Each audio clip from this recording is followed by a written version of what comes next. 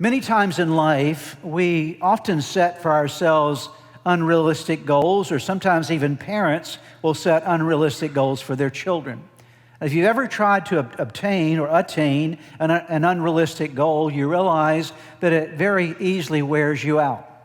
It drains you emotionally because you keep trying, you're trying to accomplish something that you really don't have the ability to accomplish, at least at a particular stage in your life.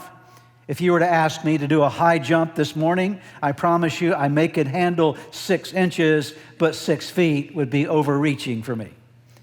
And it's true in life that when you set a goal, goals are valuable, goals are very important, but goals certainly need to stretch you, and goals need to stretch your children, but they need to be realistic. They need to be attainable, because goals that are attainable build perseverance inside of you. You have to work toward them, but you can actually reach them, and when you reach them, there's encouragement that comes into your system. Now, God works with us on this basis as well, because God is never expecting perfection out of you. Aren't you glad about that? He calls us to perfection.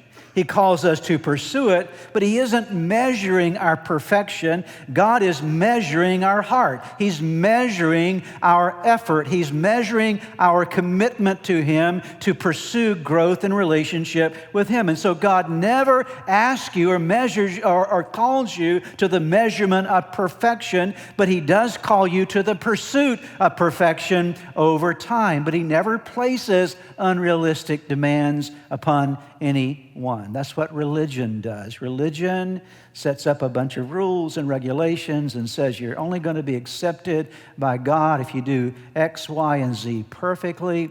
And nowhere in Scripture, and especially in the New Testament, seeing the salvation that comes to us through Christ, do we find that kind of relationship with God, that kind of experience with God. No, what God calls us to, as I mentioned a few moments ago in my ministry time, God calls us to experience His grace, and out of His grace be empowered to do those things through His Spirit that He calls us to do. But God isn't measuring your perfection. He's looking for your heart. I promise you, if you study the Bible, you're going to see a lot of people who were not perfect along the way. But nevertheless, God worked in them and moved them along their journey to the place that they were able to accomplish His will in their lives.